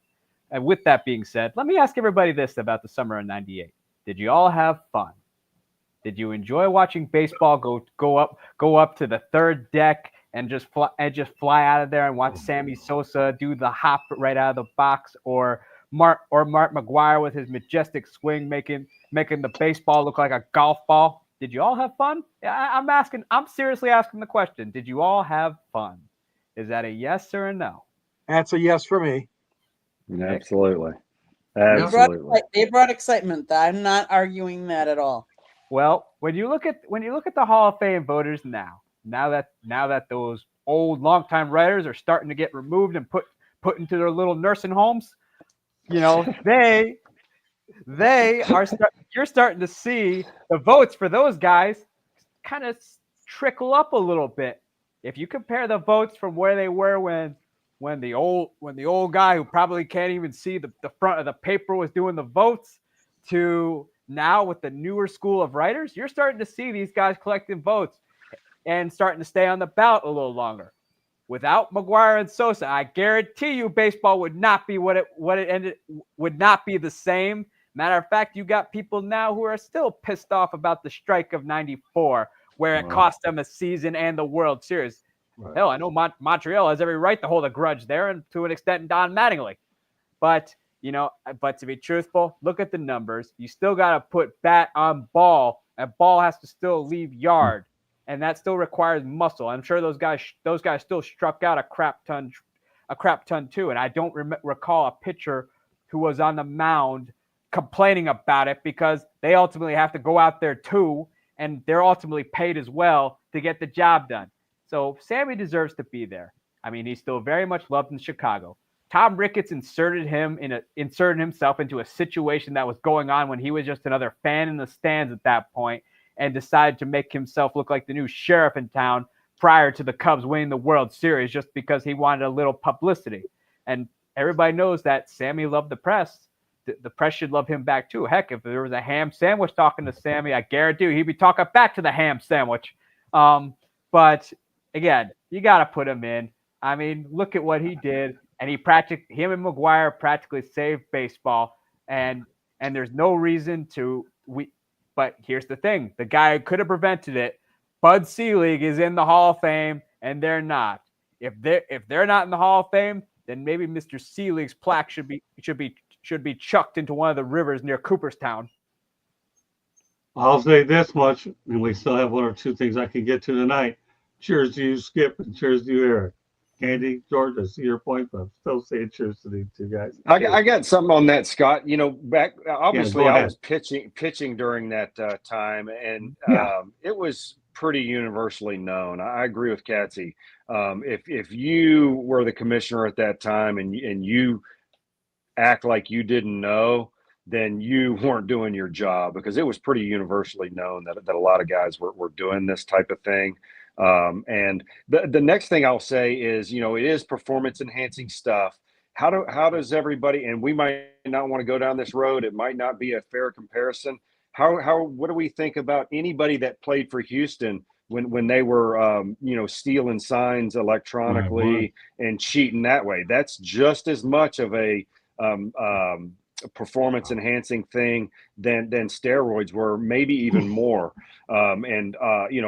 AJ Hinch, your manager in Detroit, is he now not a Hall of Fame candidate because of that season when he won a World Series, because he had an unfair advantage? These are tough questions. So it's like Katsy said, maybe someday the voters will change, but I don't know. It's a question I'd like to pose, because cheating is cheating, whether you're sticking whatever in your body to make you proven or using a computer and banging on trash cans. Great point, so Skip. I think the main thing that you and I and Katsy do agree on is he does belong, and I get that. But now that you brought that up, Skip, I'm going to tell you one thing we're probably going to do next week is we're going to go back to our friend Mr. Learnhardt. We're going to talk about baseball and physics, and then we'll get more of a rocket scientist breakdown now if you brought it up. So with that said, what we're going to do right now, go ahead, Eric. I was going to say, even with the guys with the roids, they didn't know where the ball was going to go. There's a great difference. Houston practically knew what pitch was coming, so they had a much better advantage, because at the end of the day, though, Mark McGuire and Sammy Sosa didn't hit a home run every time at bat. They still struck out a crap ton too during that time. So, there's a difference there. As far as AJ Hinch goes, I mean, I didn't think he was a Hall of Famer even for winning the World Series anyway, because the guy had a way of losing his clubhouses. It happened to him in Arizona, and it happened to him in Houston. Okay. All right. One topic I definitely want to get to tonight, and this won't take a whole lot of time, is Candy pull out the Clayton McCullough soundbite on Jim Leyland, because Jim Leyland, the former Tigers manager, was inducted into the Marlins Hall of Fame. Jack McKeon was this weekend, and Clayton McCullough talked about how much he was able to pick Jim Leyland's brain over the weekend. I still think that's something worth getting out there. Go ahead, Candy.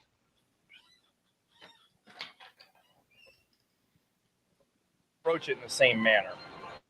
Clayton, 2 weeks ago, the Marlins honored Jim Leyland. What were you able to take away from that weekend, getting to know Jim a little bit? very experienced manager. Were you able to learn a lot from Jim in addition to what he's been able to bring to the table over the years? I think that it was an honor to have a chance to sit down and spend 15, 20 minutes with Jim. He was kind enough to do that. And I, certainly what he's done in his career is Hall of Fame worthy. And it was my takeaway from him is what a genuine man. There's a real love for baseball. There was a real love for the players that he coached and managed. He was very humble.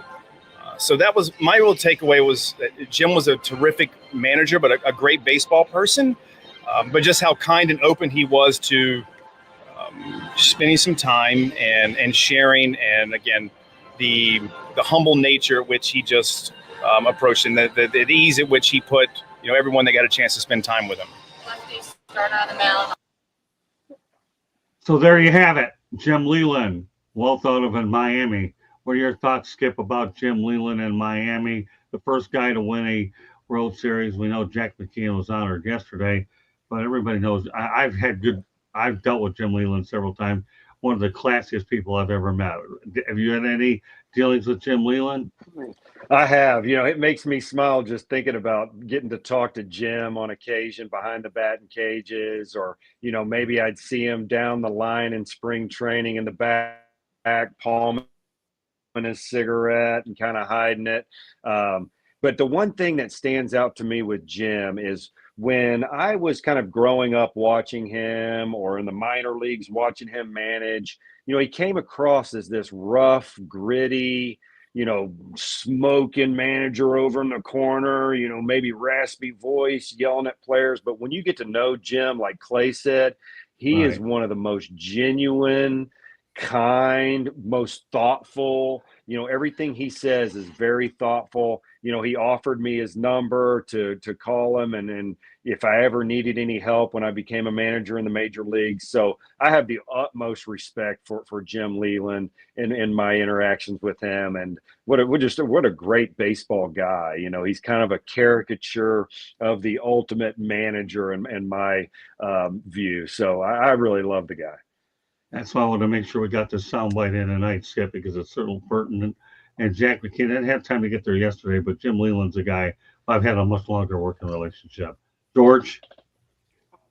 Yeah, that was very interesting, and a good question, Scott, you asked. Miami skipper, no matter how young he is, I'm sure he picked up some things, even though he had a brief opportunity to talk to Jim Leyland. But yeah, all of Detroit obviously was very excited too when it was announced that Jim was going to go into the Baseball Hall of Fame. And certainly he didn't win a championship here, but he took them to 2 World Series. Unfortunately, they only won 1 game and lost 9. But the fact of the matter is that, 8. The fact of the matter is that Jim Leyland had the respect. He had the respect of his players. He had the respect of his managers, colleagues. He had the respect of the front office, Dave Dombrowski, especially here in Detroit. And, he wore baseball, as they say, on his sleeve. He was all in. Say what you want about his smoking and taking a drag here or there. I know that was kind of a fun thing, but the Marlboro Man and all those jokes. But Jim Leyland was baseball, and I was so happy when it was announced that he was making the Hall of Fame, just as I was for Sparky Anderson as well. But Jimmy was, and still is, leaned upon by a lot of people for his insight and his knowledge of the game. Yep. Okay, Catsy? I mean, my question for Clayton McCullough was, did he have an opportunity to crush a heater with Jim Leyland? No, I don't think you have to worry about that. Clayton's a pretty clean cut manager, and I'll tell you, I enjoy working with Clayton McCullough. Skip, if you ever get a chance to meet Clayton McCullough, it's unbelievable. Go ahead, Catsy. Sorry to interrupt. I was going to say, well, clean cut, that's no fun. But Jim Leyland, I mean, he's the only guy that's known to have stood up publicly to Barry Bonds, if that tells you everything. And he's the type of guy who, if you walked through his clubhouse, you knew who the captain of the ship was upon entering that clubhouse, because he was that powerful of a figure. And, Jim Leyland, he, with the exception of that blip on the radar in Colorado, where I think it was just a bad fit for him personally, he won everywhere he went. He turned the Pirates around and made them a winner. got the Marlins there a World Series championship in 1997. And back, which fun fact, Candy knows this, but Craig Counsell had the most important sacrifice fly in the history of that game. And he also turned around the Tigers from nearly setting the loss record in 2002 to boom, they're in the World Series twice. So nobody, Jim Leyland, I mean, Hall of Famer, should have happened sooner. Nobody has a love stronger for the game than Jim. And I mean, I'm happy he's got in, and I'm glad he's still sticking around too and staying active around the game as well. Candy. Okay, Leyland. He is one of 11 managers to lead 3 different teams to the postseason. With the Tigers' victory in the 2006 American League Championship Series, Leyland became the 7th manager in history to win pennants in both the National and the American League. He's a 3-time Manager of the Year, twice in the National League and once in the American League. He managed the United States national team at the 2017 World Baseball Classic, leading the team to its first gold medal finish. He deserves to be in the Hall of Fame. What a career to win Manager of the Year in both leagues. That takes a lot if you think about it. It's not just one league. And back then, the leagues were different because you had different strategies. You had DH in one and you didn't in the other. Whereas now it's the same. You had different strategies for the different leagues. So kudos to Jim. Yeah, well, number one, he is in baseball's Hall of Fame. He's in the Marlins Hall of Fame. The only thing I'd like to see between McKeon and Leyland is both their numbers getting retired. That's what I see, because Marlins don't have retired numbers. Real quick, I'll tell you what. We're going to stay on the managerial thing, but I'm going to reduce this information down to one question only about what these numbers are about to tell you. The most managerial wins in MLB history, and Bruce Bochy just passed a significant individual. I'm going to ask everybody after I read the numbers, what's his legacy in MLB? First of all, the all-time leader happens to be Connie Mack at 3,731, Tony Russo 2,884, John McGraw 2,763, Bobby Cox 2,504. Joe Torre, 2326, Bruce Bochy, 2195, and he did go ahead and pass Sparky Anderson. That's what you have. I know we're running out of time in the show as we get closer to the end, but I figure this is a perfect opportunity since we stayed with the Leyland conversation to continue the narrative. Skip, how does history treat Bruce Bochy? As one of the greatest all times. I mean, you just read the numbers. When you're a manager, winning is everything, right? That's what you focus on. Your job is to get whatever group that you have to win games, and he's one of the best to ever do it. So he's going to go down in history as one of the top 10 managers in baseball of all time, and he deserves all of that because what a great, unbelievable manager he is. Respect from everybody in the game, kind of like we were talking about with Leyland, respect of the players, right. Respect of other coaches, respect of the media. It seems he deals with everybody with grace, and he's an amazing person, amazing coach. Great stuff. Candy? To be on that list, you have to be good because that's a list of really good managers with all those wins. We've talked numerous times in a win now league with all the different teams. They're in a win now, so to have that kind of longevity means you're doing something right. George? Yeah, he's been quite a great skipper, no question about it. He started out with San Diego as a manager, and then San Francisco, and now with the Texas Rangers. And every stop along the way is a bit difficult for him, I'm sure, but it's a challenge, and he's met all the challenges. I know that he had a great opportunity in San Francisco and really brought them into a level they hadn't seen there since, whatever, maybe ever in their history. But he's been a great guy, and he's done some television work as well. And I really admired him, and he's another one of these guys that was just an average ball player. I mean, his major league average was only 239 during the years in the major leagues, and he only hit 26 home runs. But that doesn't matter because he knew the game, he loves the game, and from a manager standpoint point of view, he knows what it takes to create a clubhouse that's going to be good and solid and is going to get along with each other. So that's what I like about Bochy, and he's going to definitely be in the Hall of Fame, no question about it, as soon as he's eligible. Yeah, the only thing I'm going to say about Bochy as we get ready to wrap this bad boy up is Bochy will be long remembered in the Dallas area as the guy that got the Texas Rangers their first title. Eric, really quickly, and then I want to let everybody, we have one more station break. Go ahead, Eric. You have final word on it. I was going to say, Boch, I mean, he won everywhere he went. He took all his teams to the World Series. First San Diego, then San Francisco. He ends up winning it 3 times there. And then he took the Rangers to the World Series and won there too. I mean, you can't ask for a better career than that. Although Connie Mack, though, has kind of an unfair advantage because you couldn't really fire him back then because I think he actually owned the team too. So he could lose as much as he wants. And then boom, he's coming back to work. He's coming back to work the next morning with a job, with all the job security in the world. So there's a little bit of an unfair advantage there. But the fact that Bochy's one of the last ones to still be going strong and still established that longevity, it shows that he won early and he won often. I mean, that's what Don Shula said.